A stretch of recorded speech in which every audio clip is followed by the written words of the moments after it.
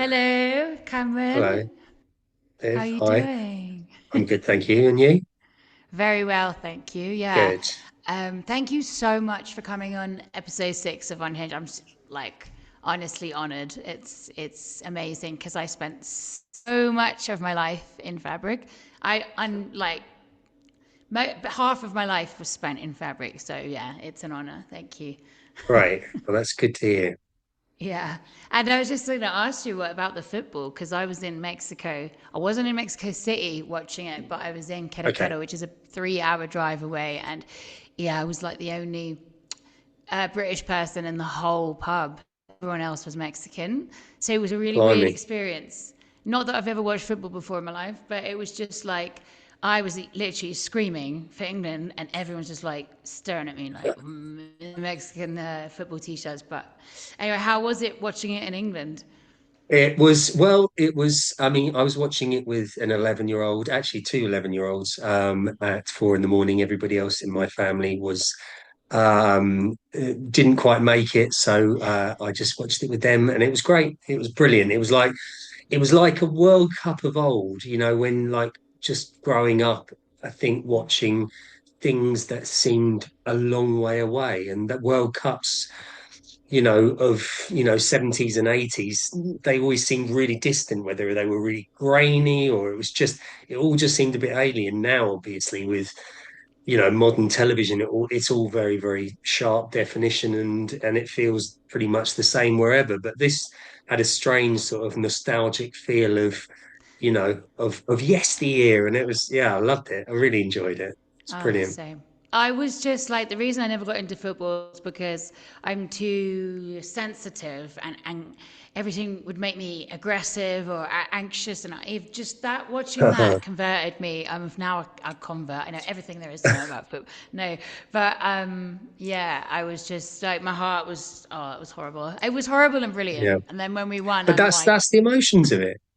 But that's the emotions of yeah. football, of sport. But football can be particularly like that. But there we go. I get it. I get it now. I get it now. I'm definitely going to watch the next match, although I'm a bit worried. But anyway, okay. So, yeah, should we go back to like before Fabric? So, who was Cameron Leslie? Where did you grow up? And how was it like growing up pre-Fabric? So, I mean, rewinding. I mean, I had no aspirations or desires to go into something like nightclubs and do anything like that. I probably wanted to be a pilot, an RAF pilot, Air Force pilot, and do something like that. But I got told at a tender age that because I had a bit of asthma, that was just not going to happen. So I had a very lovely weekend job working in a hotel, and I absolutely loved hotels. The traveling that I had done growing up in New Zealand, sort of back and forward from then, I always loved um, foreign places and being in interesting places with other people. And I always thought that was a really great thing to, I don't know, I got a buzz from it. So I assumed that hotels was going to be my calling in life, and I went and studied at a university, well, hospitality management at university, and went out straight after university and was working in hotels and events, and that was always I thought the sort of the direction. And then I went off for a period of time into a much more sort of corporate world. I went to work at Deloitte after that, Really?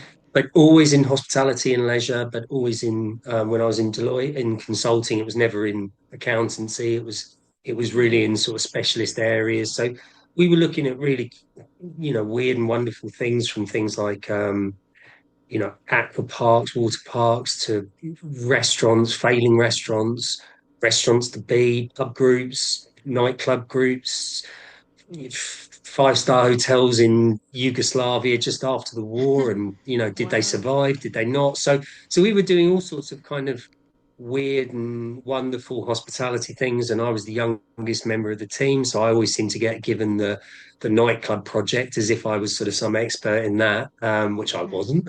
And Well, that's changed. Yeah. well, exactly.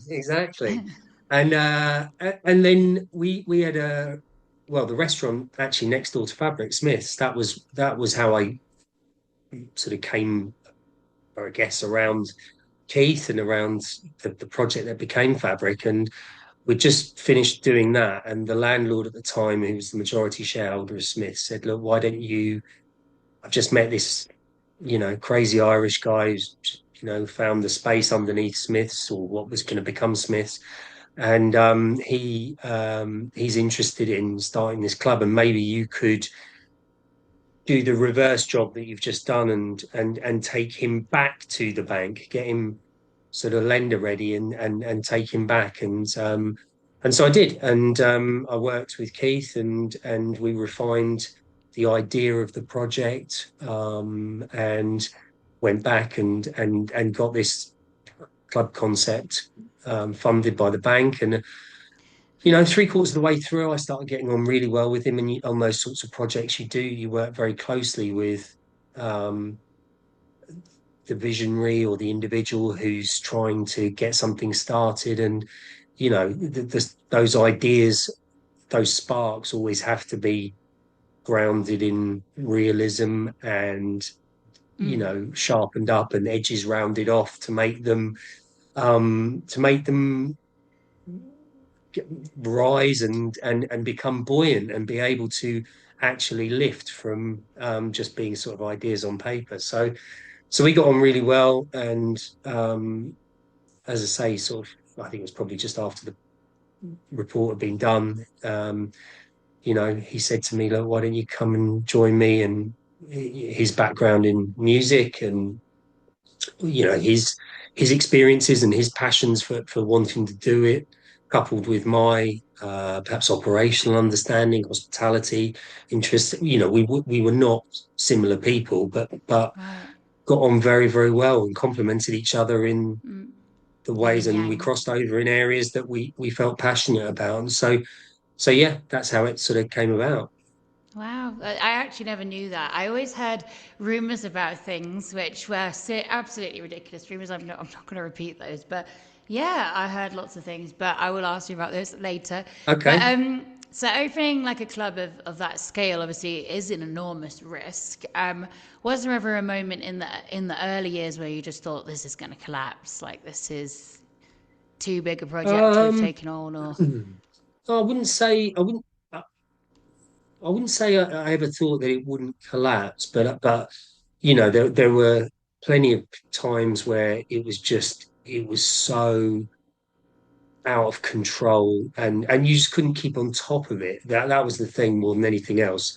Less so pre-opening. I mean, pre-opening was had its challenges, and building anything underground in a quite a complicated space, an old, 200-year-old Victorian building that, was built to last for 10,000 years, and trying to knock pillars out and prop ceilings up and build giant aircon units, and, just do everything from within was challenging. But I don't think anything was kind of as hard as actually starting and it being uh, such a success from day one. And that sounds like a good problem to have, but just the sheer volume of people and the sheer number of events that we did from the first night, it was, you just couldn't catch up with yourself. And you need these kind of fire breaks and buffers to be able to correct things that aren't right. I mean, that's just a natural part of launching anything. And I think we must have had, like, I think it was something like 52 nights from the opening night without stopping. And so, I didn't have a team. Now it would be dead easy, because you'd go and start something and you've got kind of yeah, crack units in every single department that have been honed over the years and totally trustworthy and reliable, and know their arts and their skills. But back then it was me, another guy in operations, and I think he went home on night three with mental exhaustion. So in the seriously. end, you just end up carrying it. I think my dad came up and ran the cloakroom and cashiers, because I think there was like 25 people working in the cloakroom, and it was like the normal size of a normal club's team, but just in our Yeah. cloakroom. It was just so many Wow. people, and we were open so late. There was just so many people arriving and leaving in late '99 that you know raffle ticket numbers with bit of sellotape on a jacket just wasn't cutting it. But listen, we Wow. learned the hard way. Well, yeah, but that's amazing that from day one it just exploded. So there are thousands of clubs in the world. Obviously, like, what do you think Fabric got right that almost everyone else got wrong? Um, well, I wouldn't say anybody got wrong, but I think in terms of what I suppose what we've I suppose stuck to over the years is just we focused on some pretty simple things and some basic things, and the team that was involved certainly when we started, and the I guess the DNA that's in the venue was that we all bought things that we liked about other clubs, things that we didn't like out about other experiences, um, experiences from even the broader hospitality industry. And as much as that might sound very sort of sterile and cliche, but just experiences from the service sector and from five-star hotels, and bringing, you know, the ideas of the toilet attendants actually just cleaning the toilets, not standing over tip bowls and vast Mm. arrays of perfumes, and feeling kind of passive aggressive about needing to go to the loo, and do I need to leave a pound, do I not, and just actually those people just getting paid well to actually clean toilets was actually what is a better experience than walking in and out of you know bathrooms in clubs where you just feel like, oh god, I just feel really Yeah. intimidated by actually stepping foot in there, because I have to part with cash every time. And those sorts of things were, having male and female toilets, it just didn't really stack up. That actually, if you had cubicles that were unisex, then actually you wouldn't see long lines of ladies standing outside and guys just walking in and out of theirs. So, there were That's loads of things true. that we just thought Yeah. from day one, we can put our imprint on what we want to do as a venue. And it was a very promoter-led team. Mhm. Steve and Nikki, who were heading up our Fridays and Saturdays, they had you know, huge amounts of say on the sort of the direction and the setup of the club, and so it wasn't an operations led venue, which actually made it quite hard in many ways for the operational team. But I think the actual focus was on has always been and always was on the dance floor Yeah. and on the sound systems, and everything else is secondary to it. And that means getting a drink at the bar, or getting your jacket back or anything like that. They're reasons people won't come back if you get them wrong, but they're not reasons why people will go out somewhere. And so they have to be secondary to it. And if you get those things right, then people should rightly forget about them. They're not great experiences, but they can be really bad experiences. They can, And yeah. then the focus is simply on the DJs, on the dance floor, on the sound system, on everything that should be at the core of a club. And the bed section, oh my god, all of it. You're bringing back so many memories just talking about, yeah, the sofas and whatever. And I spent so much time in the bathrooms chatting to people, so they can't. Yeah, you're right. They can't have been that. They were very good. And then back Yeah. then was like Ministry of Sound, Turn Mills, very at the end, yeah, huge venues. Yeah. Did you ever feel like you were in direct competition, or were you trying to create something completely different? You just all working together in a Yeah, I way. mean, uh, I think there was some sort of, well, I mean, when we very first opened, there was Home just had opened on Leicester Square, which was, a big sort of, there was this huge sort of battle of the super clubs that got billed, and everything that we got right, they just got horribly wrong. And so, it was never considered to be a competition as such, but Mm. two big venues open in London right at the same time. And I think that was hugely beneficial for us in many ways, because, as I say, we got so much of what we set out to do right, and they didn't. And I think that sort of set a little bit of a tone for getting us off on the right foot. In terms of the other venues, I mean, look, I guess there was a degree of competitive friction with somewhere like the End, but Hmm. um, it was always positive in terms of the two teams. You know, we used to spend a lot of time there. I mean, we were always our team because Thursday nights wasn't open. We were always at the AK and the End on Yeah. Thursdays, and they tended to come to us on Saturday nights afterwards. So we always got on Nice. really well with the End particularly. And and I think we just had our natural. I think there was some sort of weird unwritten rules about artists and about, I wouldn't say territory, but you tended to sort of like keep to your own bits, and Yeah. that felt like the unwritten rules. And I think I mean, it's a totally different world now because you don't have 52-week clubs, and you have huge events that are launching and trying to launch with huge lineups, that getting those out sometimes when you've got events on sale can happen, and that just never used to happen with clubs. And really used to just sort of launch with next month's flyer, so you do sort of 4 to 6 weeks in advance, but that was it. Yeah. Now of course can be launched 3 months out, and it's a totally different set of rules to promoting and to operating to as it was, say, early noughties, 99 time. Yeah, I missed that. So Fabric has been voted one of the best clubs in the world, wasn't it? Number one It best club in has. the world. So what? How many times?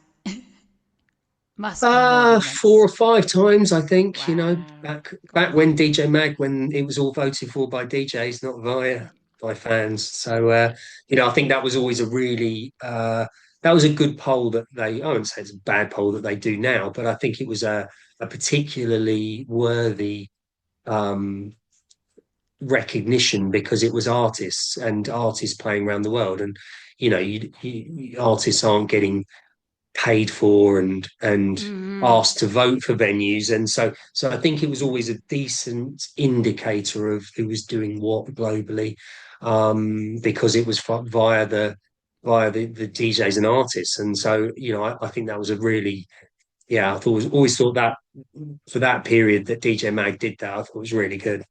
Hmm.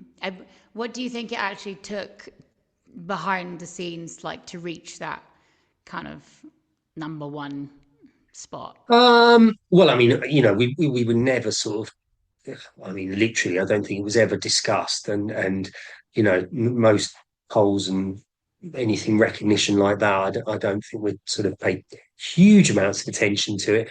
But I think that was a decent recognition of, I guess, all the ingredients, just getting them right and the honing things over time, and the fact that the team really did concentrate on what happened last weekend and try and get it right for the next week. And a lot of that still holds true now. We spend a lot of time talking about how the weekend was the weekend before, and here we are 27 years later, still talking about how we can do it better next weekend. And that isn't just a cliche and me talking to you about it. That actually, we do that every Tuesday, post weekend and before the next week. And so I think that getting any kind of recognition or accolade like that is because you really are um trying to be as good as you can be across all of those elements. And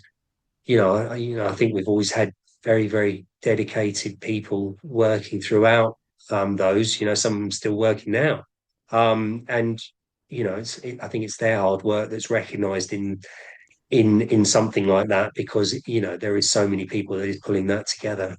Even the artwork is every single friend I have, Yeah. who we went, yeah, it's just that's something that was incredibly different.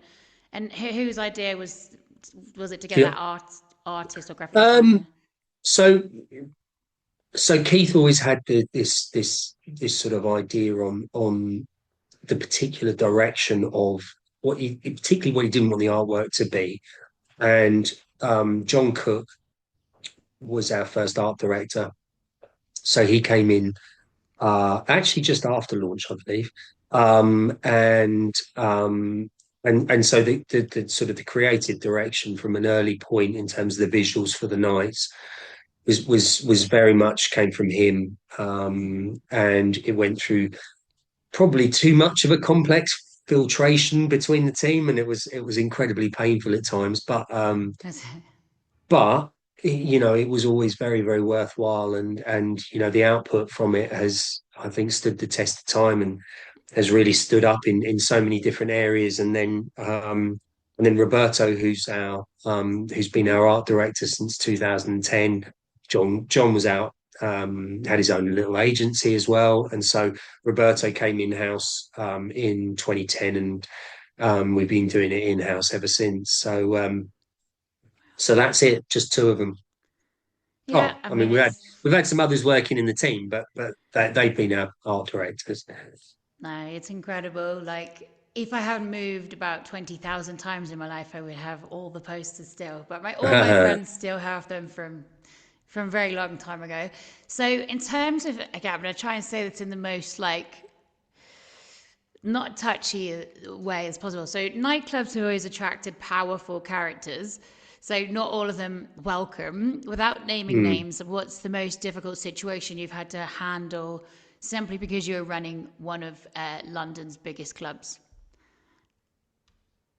Well, I mean, look, I think it's fair to say that clubs have always had a sort of a reputation and undertones of um, working in the fringes of certain things, and I think from day one, Fabric, we were not going to be like that. We were going to be an underground venue musically, but we were going to run it differently to other how other venues had been run before. And we had a very sort of honest chat with the police before we opened about what sort of venue they wanted us to be, and that aligned with the venue that we wanted to be.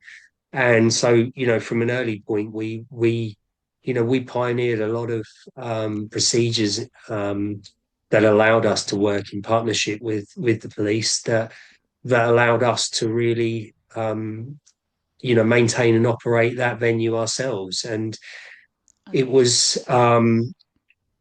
that's not always particularly easy. You're always in contact with people if you are dealing with alcohol, drugs, Yeah. people, sex, hedonism, any kind of environment that has, potential combination of any of those has the potential for it to go wrong. And so, we're constantly and have always dealt with, quite complex challenges of Mm. social challenges that can go in and around that. And it only needs, a micro percentage of the people coming through the doors for something to go wrong, for it to go sometimes, very wrong. And so that's the unfortunate sort of um, complexities that I guess you deal with in venues. And that can be anything from organized crime to chancers to crazed idiots to creeps to a million different um, spectrums of individual that somehow comes your way. And we've obviously had to deal with everything over those periods of time, most of it by the team, some of it by me and Keith, some of it by whoever. But we've all had to somehow at certain points lean into, quite some messy situations that you have to deal with and you have to sort out for the better of the venue, because you can't obviously um, be weak. You've always got to be in a position of control and authority on that. And Yeah. I think that's how you can navigate successfully all of those sorts of hurdles and challenges to survive for 27 years. Yeah, you did have quite the security team. Shout out to Paul Durand. I love Yeah. him. He's amazing. Honestly, Yeah. like, yeah, we got on really well. I loved him so much. He was just so cool and caring, but also like, wow, you would not mess with him. No, um, yeah. surprising, really. Yeah, he's cool. So people, like we were saying, people often like associate dance music with drugs, but owners have to think about safety first. So how difficult is it to balance creating an amazing atmosphere whilst protecting people's lives? Um, I mean, I look, it's always been, drugs are in our society. They're not just in clubs. They're in trading floors and pubs and people's homes. This is not something that's particular to clubs and club environments. And sometimes it seems to be driven with an agenda to focus on clubs that is made as a particular point, and it's not true. It feels sometimes like clubs are very much at the sort of the pointy end and very downstream on dealing with the challenges, and get held up as somehow sort of special environments where this only seems to sort of take place. But it is a challenge. It's always been there, and it's something that we have to deal with in a as a licensed venue in a very sensible and pragmatic way. We have people's health and welfare obviously at heart, and we obviously have to make sure that people coming in are leaving in a state that is befitting. So, we've always had to ensure that we have the right systems and procedures and welfare teams in place to be able to look after people, because you cannot, and I don't care what people say, you cannot control 100% of what people Yes, do. And, I agree. there is personal responsibility involved, and you have to be, you just have to have the right setup and the right environment to be able to manage it, to both protect the venue's license and also to protect individuals' welfare and health, and just ensure that people have really the best possible experience a night out. And sometimes not everybody can control their emotions and their feelings towards how they're going to do things. And, we just have to have uh, a team that's able to react and cope with whatever is thrown at us, because a lot of things get thrown at us, believe me. Yeah, yeah. So I've spent, like I said, a lot of time there, so I can only imagine how difficult sometimes. But in every club, same challenges. So when Fabric was actually forced to close, like what was going through your mind? Did you genuinely think that was the end, or you knew it was just temporary? Um, I mean, look, when we had our license suspended in 2016, and we were heading for the summary review, and we were actually closed at that point. The review hearing, I honestly didn't think we would, and all the indicators were that we weren't going to lose our license. I think we were anticipating some pretty aggressive or heavy conditions placed on the license, but I don't think we necessarily suspected um, the council licensing committee would actually revoke the license. So I think that the way that evening unfolded, and I think why it got so much press, I think there was probably some um, well, And I what? don't think necessarily all the right sort of actors and players that were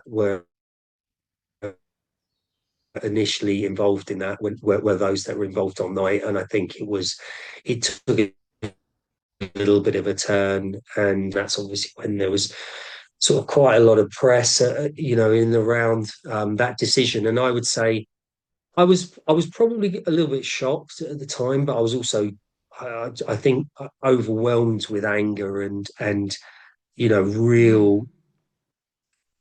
I would say it's just a strong sense of injustice and bitterness towards.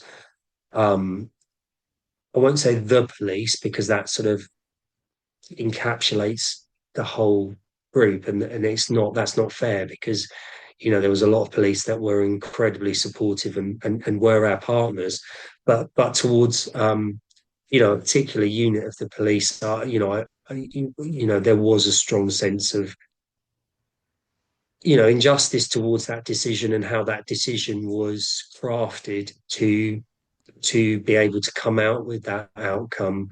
And and I think that was really the next morning, that was sort of the burning driver to um the next morning, we were dismantling the company. Everybody had been told, if we get the license revoked, you're out of a job. So to lose 120 odd people from your team, and say goodbye to them, and be left with what skeleton staff of two or three. That was a really tough place to be, and it was also a very, very good reminder. And we were, I think it's fair to say, we were hardened street fighters then, by for all the things that had come along, and there was no way that we were just going to be accepting that and taking that, and just moving on to something else. So it was, there was a lot of, there was a huge organic campaign that we weren't even part, we weren't architects of some incredible sort of PR strategy around No. crowdfunding or anything. All of that was just naturally lit. I think there was it was very dry tinder at that time that just lit and went up, and that whole campaigning around that, we were both focusing a little bit on that, but more on the behind the scenes, and getting ourselves into a place where we could appeal that. That had to go to the High Court. Well, it was heading towards the High Court, but we also were in close discussion with the council at that point about getting reopened. They took control of that away from the police, and so those discussions were directly with the council. And but I was fairly confident that we were going to be getting ourselves open. It was just a case of how, and with what sort of conditions at that stage. So no, I didn't. Wow. I think after a little bit of shock, I didn't ever believe that we weren't going to get open. Yeah. And then it just was the rule. Is it 19 plus after that, right? Or That it was, it was, so that was one of the conditions, but that's no longer in place. So okay. so it's 18 again.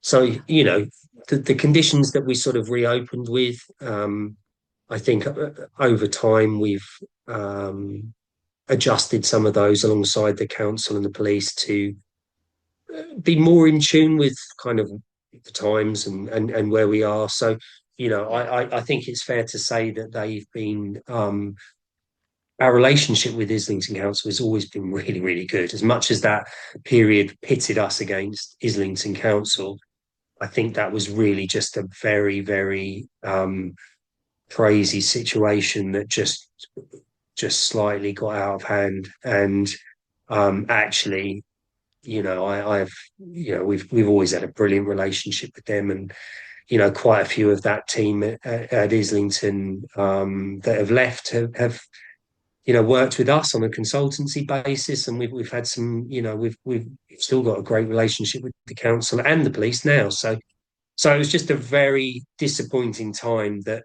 I hope, shaped a lot of the way that venues were looked at by both police and councils after that. I would say some of the experiences that we had from that, we took and learned when we got closed for COVID. There was some things that we had, I guess, been through not that long ago, in terms of having to close the doors that we were now sadly quite adept at when COVID came along. But I think that helped us financially to be able to switch things off, and learn to be able to shut things down quite rapidly. That, I wouldn't want to, say, go through it again, but at least, it taught you something. So yeah, I try and take some positives from a very, very awful Yeah. situation, but Absolutely. And well, I don't think the general. I mean, obviously, And I do feel for the family, but I don't think any of the general public would have let the club shut. Anyway, No. they love the whole world loves Fabric. So, okay, back to the positives then. If you could relive one single night at Fabric exactly as it happened, which night would you choose and why? Um, I would probably pick, I'd probably go for the first birthday. Um, I always, I think because it was so full on from that period of opening, and you were always chasing your tail with things going wrong and wanting to do something a little bit different, a little bit better. Sometimes it was you could do it quickly, but a lot of the time it was like a super tanker, the turning circle could be kind of 2, 3 months. And it was just, it was never, you never felt on top of it. And so well, as a consequence, I think I always felt like the one person in the organization who was never happy. And it was not that I was a miserable person. It was just others seemed to sort of enjoy the front end of it and the dance floor, and I didn't. I was always having to firefight and deal with the back end and the things going wrong and the complications and challenges. And I think the first birthday was the first time. Well, I had a new general manager then who was actually doing a really good job, and that was sort of relieving a lot of that operational pressure. And I think it was just the first time I got a chance to actually take in um, where we were, what we'd done, what was going on, and just, by that point, it was a lot calmer and embedded in. And I think I just remember that first night, that being a sort of a epiphany and a bit of a eureka moment for me in terms of what we'd actually sort of done. And Hmm. I just think that first birthday possibly shouldn't go back to it, but I always Oh, remember it with incredibly fond memories, and just the people that were there, the friends that I had, and the family that we built with the venue by that point, and we were incredibly close. And I think it was just it was just a really a moment that I you know can't pick nights from other nights. There've been too many, but I think if you just yeah. have to relive one, and I have to pick one, I think that'll be it. Who was playing that night? Who was playing that night? Craig, Bill Brewster, John Marsh. I think Sasha came later. I think who else did we have? Must be Lee Burridge. Um, After that, I don't remember. Yeah, yeah. John, Well, because of I think Digweed probably popped in as well, but wow. I think there was a load of unannounced thing. But yeah, I think that was. I'd need to have a look actually. Good question. Yeah. No, that's incredible. The lineups you had, oh my God. Like, yeah, I haven't been clubbing in a long time. I really want a reunion with all my friends Mhm. at Fabric. So like nowadays, because I just wondered, young people drink less, Gen Z's, different kind of vibe. Social media changed everything. Nightlife has become more expensive. Like, how do you think that Fabric would be like 20 years from now, given how everything's going Um, online? I mean, it's true that you know what you say that there are a lot of changes in the way that people behave and react to marketing, and we used to do 500,000 flyers a month, and that was just what you got out. And then this incredible thing called Facebook came along, and it was suddenly like a promoter's dream because it just seemed to you know get away from the need of flyers, and it was dirt cheap, and clearly that's disappeared. But it's I don't think it's all entirely fair. I mean, I think the way sort of Gen Z go out, they just do things differently. It's not that people don't do it, it's just that they do certain things differently. And I think if you look at the sort of range of drinks behind our bar, it used to be incredibly narrow, and now it's so much broader because people have different. They want different things. They want different tastes. They want non-alcoholic drinks. They want Oh, you got to. certain degrees of food and things that we never used to offer, and Yeah, snacks. food. We never used to do it. People just used to go out, they'd go to a local place and they'd come back in. And Yeah. now we do so much of that sort of without having to leave. And all of that is just subtle, small responses week after week to people's requests and our team's own requests for things and artists and listening to people and changing that. So I would say that people consume things in a different way, and but it doesn't mean that people don't go out. They just do it slightly differently, and I think there are certain things that we haven't ever sort of compromised on, and there's a lot of other things that we've adapted and changed to fit and to, suit people, because we obviously, at the end of the day, want people to enjoy their nights out and not be sort of, feel that we are, designing it for them, and that they don't have a choice on things. So I would say,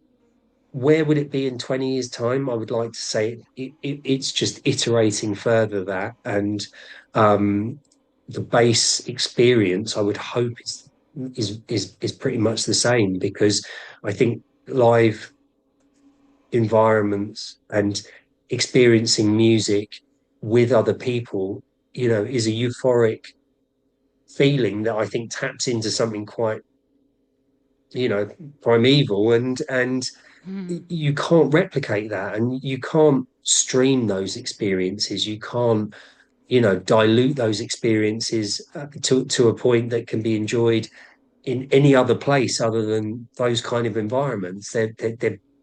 Fabric was built for that, and Yeah. you know, how it's delivered, technology of light and sound, and I'm sure that will evolve in the same way it has evolved for the last 20 years. And there could be some incredible advances on certain areas there, and I'm sure welfare and the operating landscape will be off the charts in 20 years in terms of how to look after people. But I hope that the dance floor experience and environment is the same, because it's still an incredible feeling, listening to music through a system like that, Yeah. hearing things you just can't hear through a normal system, and feeling it in a way that you just can't otherwise do. And you need a dance floor to be able to enjoy that, and you need other people there to be able to escape the world that we're in, and dance and enjoy it. And so I'm a strong believer that actually in 20 years time, I think live environments will be enshrined and looked after in a way that I don't think they are quite at the moment. Yeah, it was terrifying. I played there a few times and I didn't sleep for 2 weeks. I'm not going to lie. Hmm. Beforehand, I was just like, this is fabric. Oh my God, I have to. I think I did 5, 10 shots of tequila first. It didn't even help. My hands were still like that. And I was like, and vinyl as well. Because, yeah, I'm 30 something, so I'm like, but no, I do miss vinyl. I hate to be one of those people that's like, "Eh." But once I stopped DJing now, if I like could do it again, vinyl, Serato, whatever, I would. But yeah, I miss the fabric vinyl days where it was just yeah. But then again, I haven't been there for so long. I don't know. Like, how do you feel now with like electronic music with millions of billions of streams and stuff and no vinyl, and you just think we just got on with it. We're just going to evolve and like Yeah, I how's mean, it goes. I think the truth is, I don't think you can have any kind of snobbishness towards certain areas of DJing, and I think the important thing is that we cover so many different genres and artists across a weekend, and different crowds and want different things. And I think it's important that it is, and it always has been, incredibly broad. And you can stand on the edge of the balcony on the mezzanine and look over from a sort of yeah Thursday night till Monday, and you'll see so many different audiences and hear so many different sounds. And I think that's that's what a venue like that is built for. It's not meant to be just down one path and just went down one track. It's meant to be a broader church for a lot of people to try and enjoy that sort of what they love and within that. And so, if that is vinyl, if that is mixed live, if that is a combination of, all different modes and mediums, then I think that's what the artist feels comfortable playing. And, what they deliver at the end of it is the key element to it. So who are we to judge?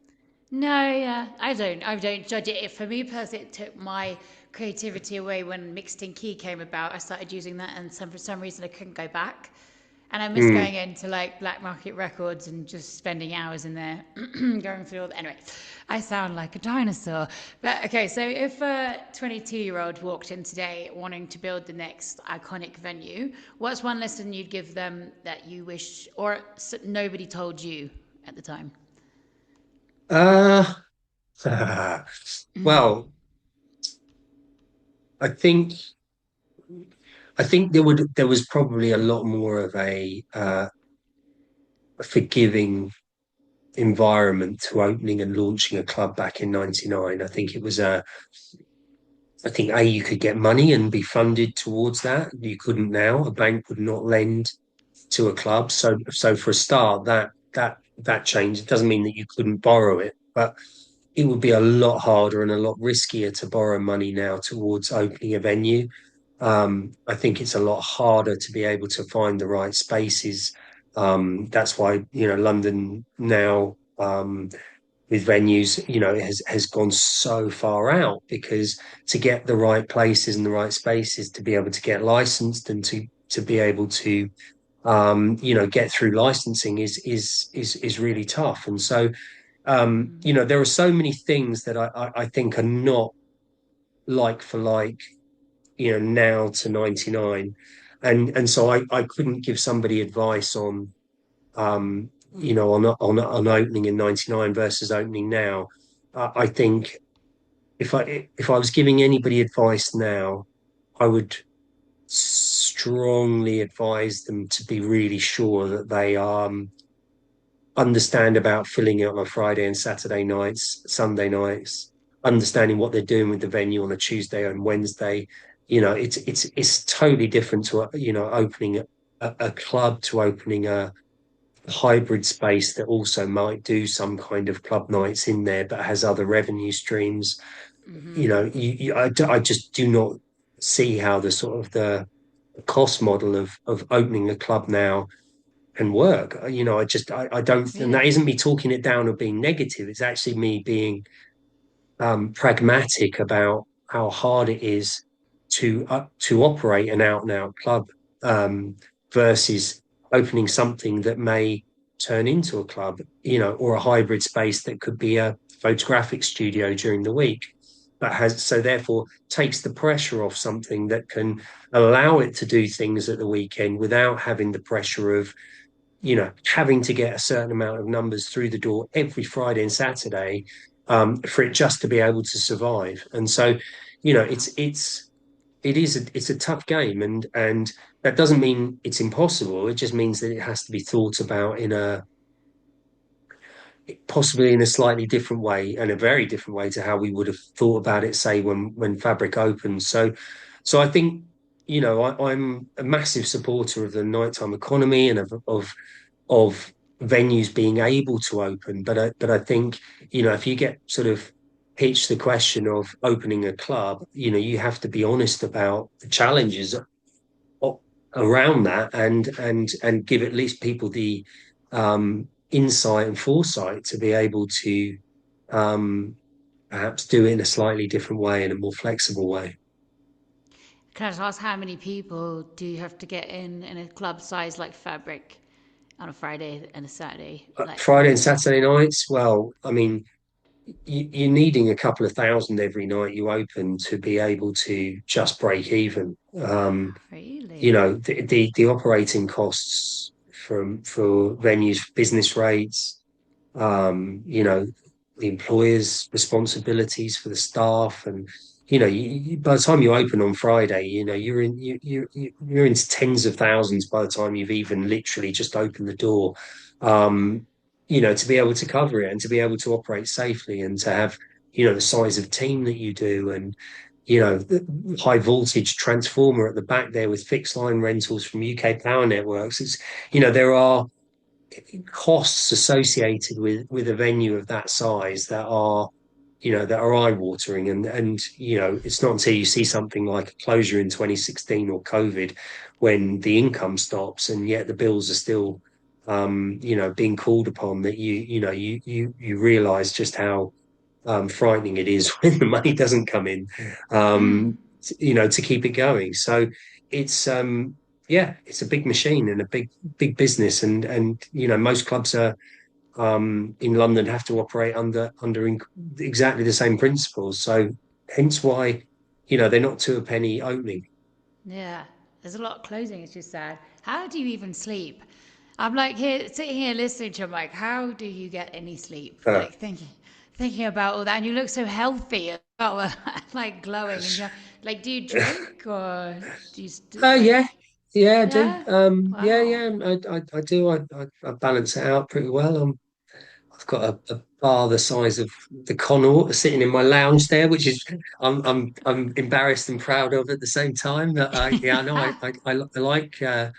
I like mixing drinks and I enjoy that kind of world. But I've always maintained um since 2003 a really healthy balance towards that. So That's that amazing. was a good tipping point for me. And I think after that birthday, that one that I mentioned, I think, I had a couple of years after that where I, went the other way. And I certainly just enjoyed the fruits of that sort of life and lifestyle. And it was great. It was crazy, but you've got to have a certain point where you work out how to get off, and that means either getting off, as in getting out of that sort of environment or world, or learning to manage and deal with it in your own way. And for me, Yeah. I had so many different opportunities where I thought, this will be the time when I sort of rebalance, and I never did. And it just took Yeah. actually my brother suggesting doing the Marathon des Sables, the desert endurance marathon, 7 marathons in 7 days, which I'd never What? run one. But this was so extreme. It needed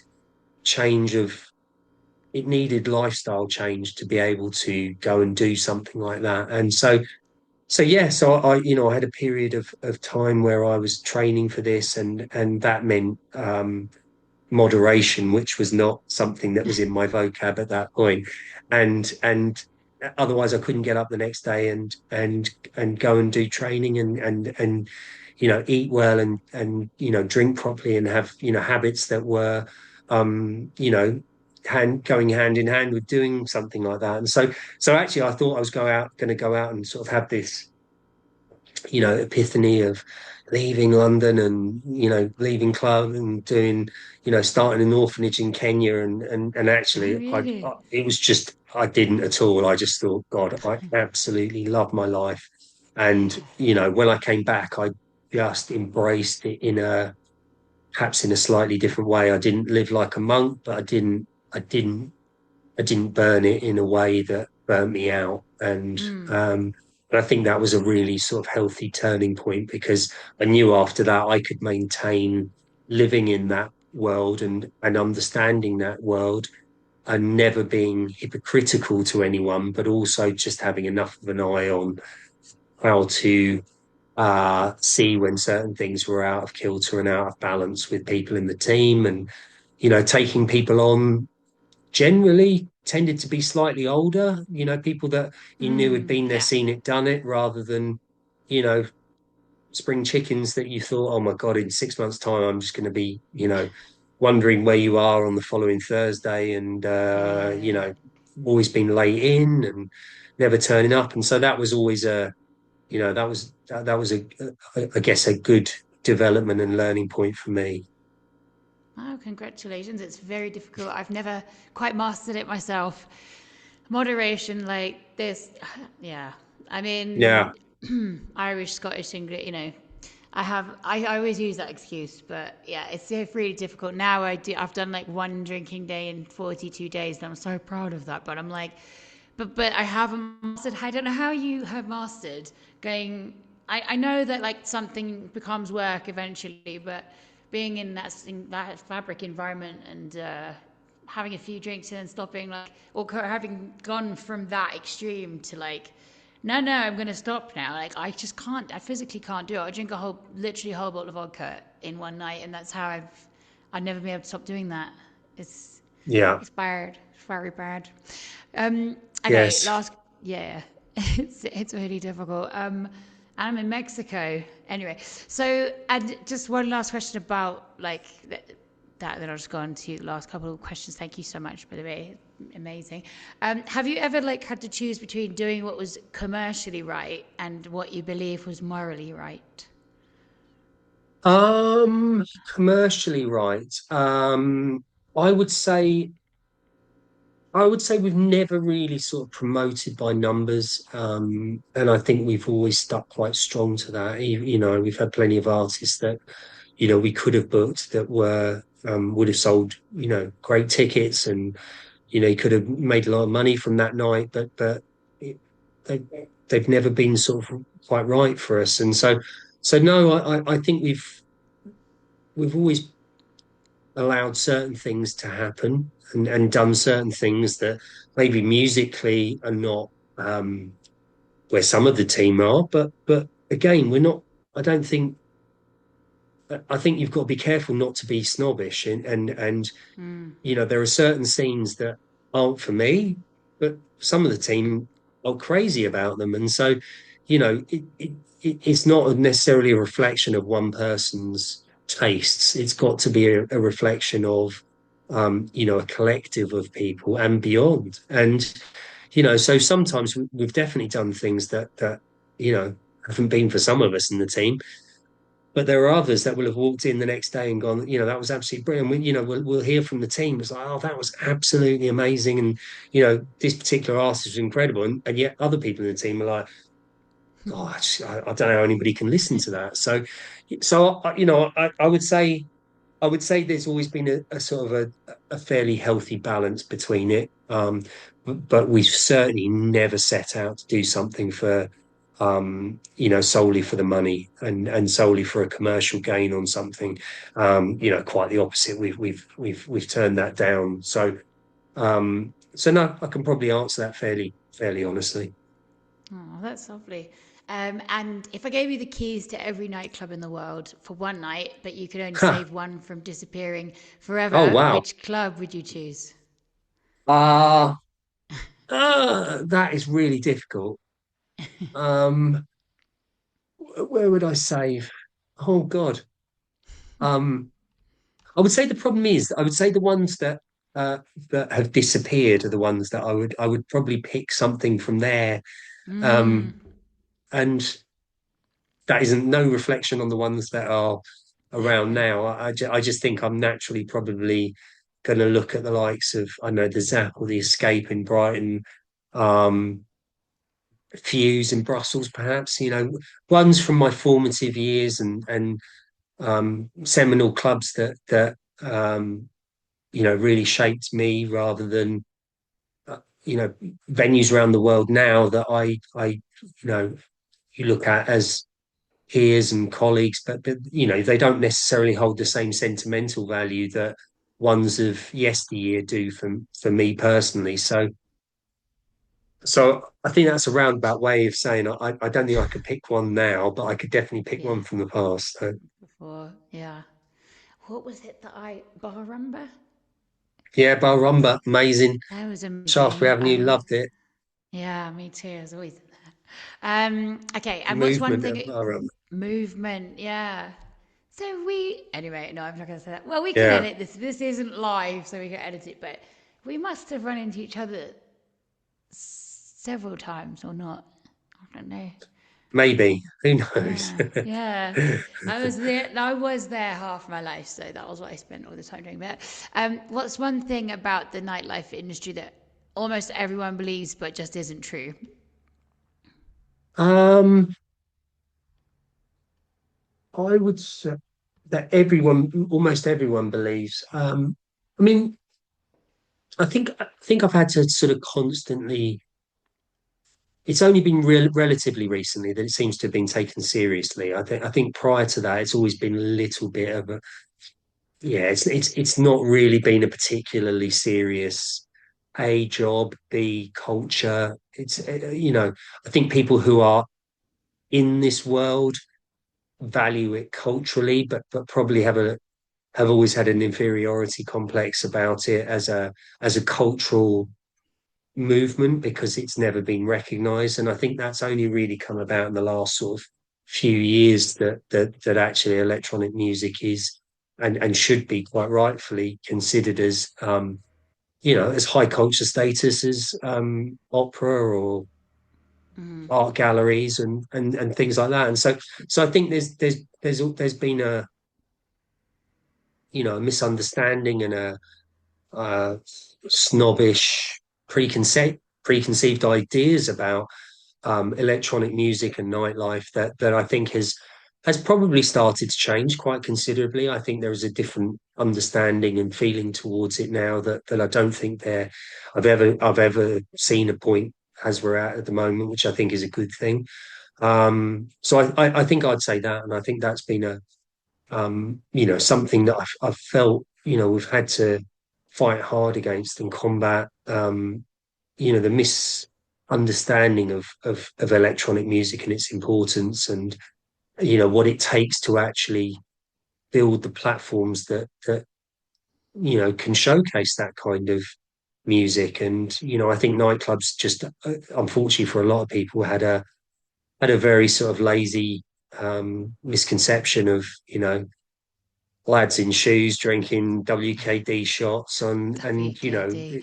Oh, it's not clubs aren't like that and most clubs aren't like that certainly nowadays and nor have vast sections of them been like that for a long time. So I think combating stereotypes and generalizations yeah. has been a lifetime of work, if I'm honest. Yeah, no, like Glastonbury as well. Like everyone's, oh, it's commercial now, and I'm like, if you go there, you will have just as much fun as you did 20 years. I mean, it's absolutely mind blowing. It's got the same atmosphere as Fabric, Glastonbury. Like, have you been? I'm sure you have. Yes, I have. Yeah, Yeah, yeah. No, it's exactly. but yeah, everyone's too commercial. I'm like, shut up. It's Glastonbury. It's Fabric. Um, and okay, for personally, I want to know this. Okay, first of all, who's the best DJ in the world for you? You might be like, Um, can I answer this? the best DJ in the world. That is a very difficult one, and I'm going to, if I have to get pinned on one, I'm probably going to go Craig Richards because I think he has not only stood the test of time, I think he has got better as an artist. Um, has always been incredibly flexible in terms of warm up to main set to back to backs to I mean just has evolved sounds and allowed artists to develop sounds that I don't think he's necessarily been given the credit for and I just I think he's the real deal and having played at the club, God, thousands of times. He it doesn't matter what set he's had, he's always delivered, and so that would be my choice. Number one, wow. And drum and bass wise, who's the best? I know that I'm not trying to get you in trouble because obviously Hmm. you could say a few, but Who would I say? I don't know. Gillinger? I don't know. Someone like that. I think I probably have to pick someone that I got a degree of sentimental attraction to, and Gillinger, Smug, but at the same time that I know just sometimes you just blows your mind. and techno, and then I'll shut up about which DJ is the best. That one I definitely cannot answer because I have too many. So I'm gonna Okay, abstain from that one. I could fair not enough. pick. Yeah, okay.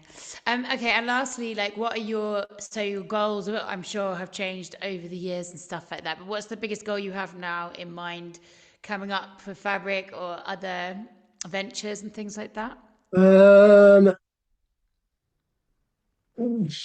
we just, to be honest with you, I think we're in a great period of things that are going on with fabric, and we're doing a lot of other stuff around London, doing events in things like St Paul's and British Museum. We've got stuff launching later, early next year with the London Museum, which is just opening across the road.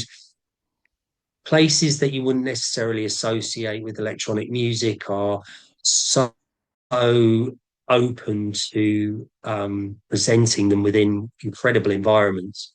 And I think that's really appealing. And so, we're doing more and more um, presentations within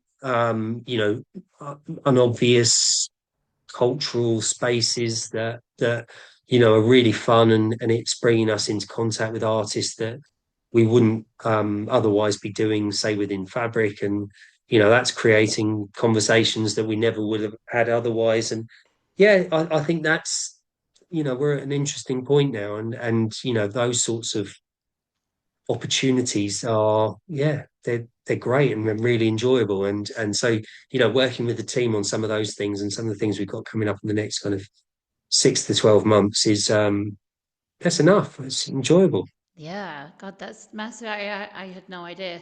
I need to come back to London for a bit and go out again because yeah, because I want to stay sober, I isolate so much. So definitely need to Yeah, come back to your um, yeah, your venues and events. I thank you so much again. Like you're absolutely amazing, you're welcome. legend, and yeah, Fabric has just been such a big part of my life. So it's an honor.